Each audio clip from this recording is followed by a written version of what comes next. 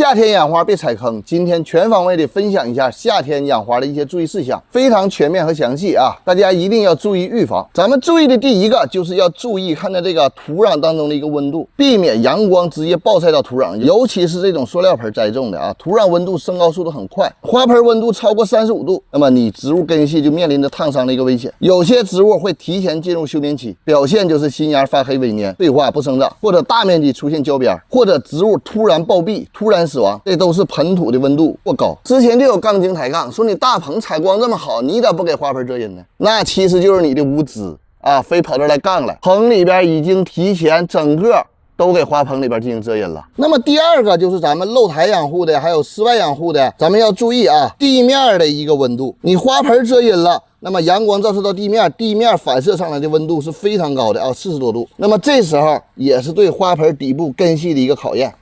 第一个烫伤，第二个底部土壤过干，造成你盆面是湿的，底部是干的，植物产生缺水，你不知道不敢浇水的一个现象。那么第四个需要注意的就是咱们这个喜欢用陶盆养花的这些人，咱们一定要看住陶盆的水分啊，这个陶盆四周才能呼吸，透水透气性都特别好，土壤干的特别快，这时候咱们要注意观察水分的一个丧失啊，它不是表面干，它是整体周边干，特别容易出现盆壁和土壤产生脱离的一个现象啊，导致这个水分浇不透，浇水无效啊，植物底部出现黄叶，那么这个花朵萎蔫的这种状态啊，要看住水。那么第五个需要注意的就是咱们像杜鹃呐、像桂花啊、像茶花啊，咱们叶片也需要进行一个遮阴的一个处理啊，不要让阳光去直晒啊，这就是晒完以后的一个效果，叶片产生焦边，像病害一样，这就是晒的啊，就是晒的。那么第五个就是盆土干的时候，花盆和盆壁产生缝隙，咱们这个把花拿出来都能够畅通无阻的这种啊。那么咱们注意浇水的有效性，要给它浇透，尽量去进盆。那么第六个就是植物夏季休眠的一个问题。植物夏季进行休眠，那么它是受到这个高温的一个逆境啊，这个尤其是盆土温度过高，植物会进行休眠自我保护啊，这时候它这个新芽出现问题啊，新芽停止生长，或者是长势明显变慢的一个表现。植物出现休眠症状的时候，咱们要停肥了啊。再一个就是咱们浇水的时候，沿着花盆边缘去浇水，不要大水的刮灌里了。那么你查到这个植物可能会休眠啊，但是在你家它正常生长比较正常啊，这个花啥的没有问题。那么这时候不放心的话，咱们它正常生长的时候，咱们可以给薄肥。那么第六个就是关于施肥了啊，就是很多人说这个夏天天太热了，要不要给植物进行施肥？那我的意见是什么？只要这棵植物啊正常向外生长，